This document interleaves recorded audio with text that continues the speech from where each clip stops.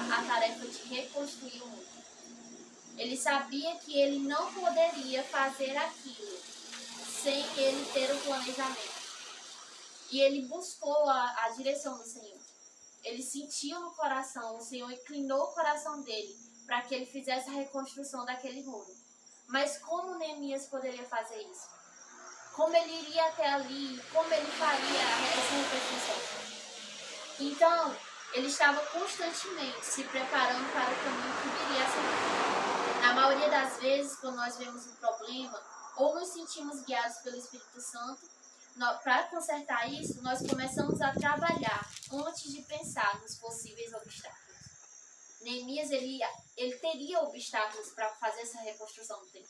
Principalmente porque a gente sabe, desde o início, como o povo do Senhor, como Jerusalém passa por perseguições. E como naquele tempo o povo, depois do exílio, depois deles terem levado de cativeiro, e eles terem, aqueles que sobreviveram, terem que se reerguer, terem que começar tudo de novo, passaram por perdas, por traumas e por tantas coisas. Eles precisavam ter uma restauração. Aleluia. E Neemias foi levantado pelo Senhor para viver esse ministério de restauração na vida do povo de Jerusalém. Obrigado.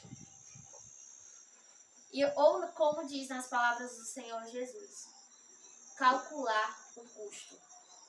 E Neemias, ele não só fez isso, ele não apenas pensou com antecedência sobre os possíveis desafios, mas também os entregou a Deus em oração. Neemias, ele sabia da situação, ele viu o cenário de acordo com aquilo que o seu irmão veio e informou a ele.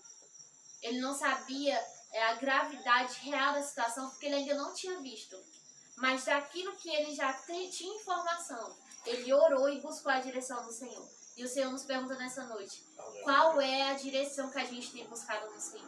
A gente tem orado e pedido ao Senhor qual a decisão que nós devemos tomar, qual o caminho que nós devemos fazer, quais os instrumentos e as ferramentas que Deus está nos dando para que nós possamos funcionar com a vontade dele.